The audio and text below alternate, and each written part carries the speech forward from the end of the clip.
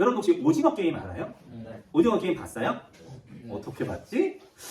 여러분도 아직 미성년자 아닌가? 오징어 게임은 나이가 많아야 선생님처럼 나이가 많아야 볼 수 있다고. 그런데 말씀을 드리면 그래요. 뭐 어떻게 뭐 줄거리만 아는 거죠? 청춘다.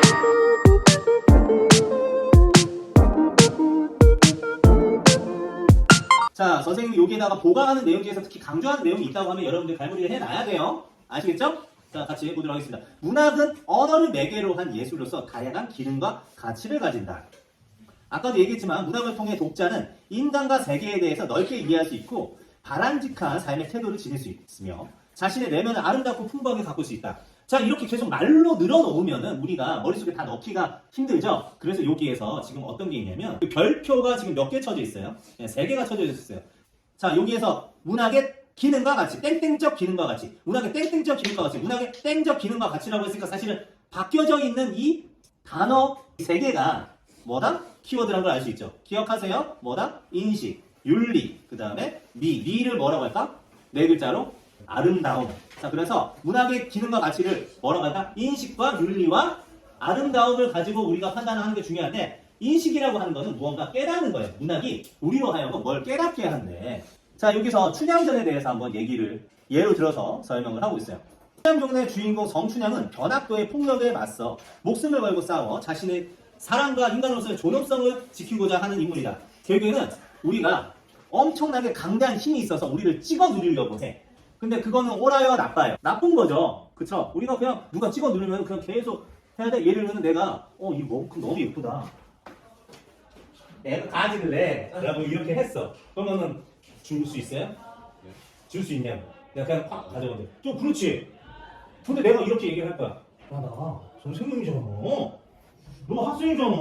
내가 좀 가질 수도 있지 뭐. 자, 이렇게 할 때 짜증나죠, 그쵸? 그럴 수 있을 것 같아요. 절대 안 그래요. 네. 하나의 예를 들은 거예요.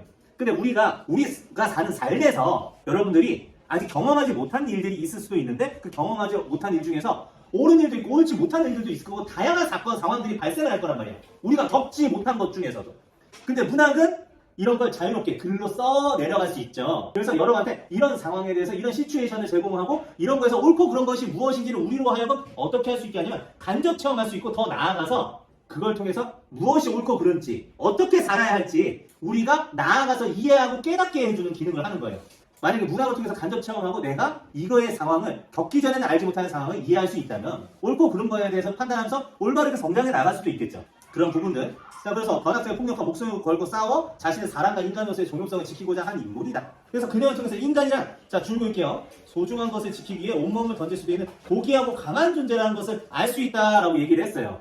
한편 그녀와 이공룡의 사랑은 여러 가지 장애에 막히고 눌려 우여곡절을 겪는다. 변학도가 그냥 단순하게 똑같은 지위의 개인이었으면 이런 폭정을 할 수 있었을까요? 없었을까요? 얘가 권력을 가지고 이 권력의 힘으로 무언가 발휘할 수 있는 지위와 위치에 있으니까 그거를 사용을 하는 거겠죠? 여러분 혹시 오징어 게임 알아요? 네. 오징어 게임 봤어요? 어떻게 봤지? 여러분도 아직 미성년자 아닌가? 오징어 게임은 나이가 많아야 선생님처럼 나이가 많아야 볼 수 있다고. 그런데 말씀을 드리면 그래요. 뭐 어떻게 뭐 줄거리만 아는 거죠? 네, 여러분들 다 본 건 아니에요. 근데 거기에 줄거리에 보면은 오징어 게임에 이제 그러니까 생활고를 가지고 경제난에 휩쓸려가지고 456명인가 그 사람들이 참여를 하게 되고 거기에서 생존 서바이벌 게임을 하게 되고 한 명당 1억 원의 가치의 목숨값을 가져서 최후에 남는 한 명이 456억을 다 가지는 게임이에요. 근데 거기에 있는 사람들은 거기에서 엄청나게 싸우고 인간으로서의 존엄성도 잃어버리고 스스로에 대해서 갈등도 하고 이렇게 하면서 힘겹게 해서 결국에는 1등을 가지게 됐던 그 우승자 정기훈 씨는 결국에 그 돈을 제대로 쓰지도 못하고 계속 칩거를 하게 됩니다. 그런데 그 게임의 뒤쪽에서는 VIP라는 분들이 있어가지고 그 사람들이 죽고 죽이는 광경은 아주 그냥 호화로운 진미를 이렇게 먹으면 그냥 즐기고 있어요. 그걸 재밌게 즐기고 있다고. 근데 우리 세상에 정말 힘든 현실에 살고 있는 사람의 모습. 그렇지만 그거를 오히려 즐기면서 오히려 유흥거리로까지 여기는 어떠한 권력층도 있을 수 있다는 이 세계의 부정적인 현실을 암시해서 보여주는 거거든요. 오징어 게임 같은 경우에. 그럼 여러분들 여기 밑으로 다시 한번 돌아가서 책을 한번 봐볼게요. 이몽룡과 사랑이 이 변학도와 같은 탐과 오리의 강력한 권력에 의해서 이렇게 하는 거는 어떻게 보면 세계에 대한 압력이야. 세계가 개인에게 가하는 부당한 권력적 압력이라고. 그런데 이를 통해 뭘 알 수 있다? 줄을 볼게요. 우리는 이 세계가 인간을 억압하는 폭력적 속성도 지니고 있다는 것을 알 수 있다. 라고 했습니다. 근데 지금 위에 여기 줄을 그은 거하고 여기에 줄을 그은 거하고 차이가 있어요. 얘는 뭐에 대한 깨달음이니까 뭐에 대한 인식. 야, 여기에서 있어. 여기에서. 누구야? 누가 대답했어? 인간. 자, 볼게요. 얘는 인간에 대한 깨달음입니다. 알겠어요? 그리고 인간을 억압하는 폭력적 속성도 있다는 게 뭐예요? 세계가. 이해하겠어요? 그러니까 우리는 이걸 통해서 인간 자체에 대해서도 깨달을 수 있고 인간을 둘러싼 우리의 환경, 이 세상에 대해서도 깨달을 수 있다는 거죠.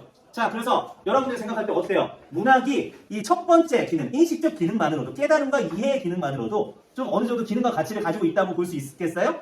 네, 감사합니다. 대답이 안 나오면 어떡하나 이렇게 조마조마했었는데 자, 오늘은 여기까지 여러분들하고 수업을 하도록 할게요. 그럼 다음 시간에는 좀 더 이제 스퍼트를 내서 빠르게 이렇게 할 텐데 무슨 기능이 더 있다는 것만 기억해라. 인식 기능 말고 뭐가 더 있지?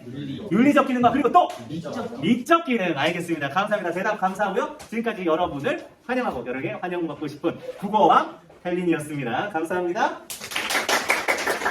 정답!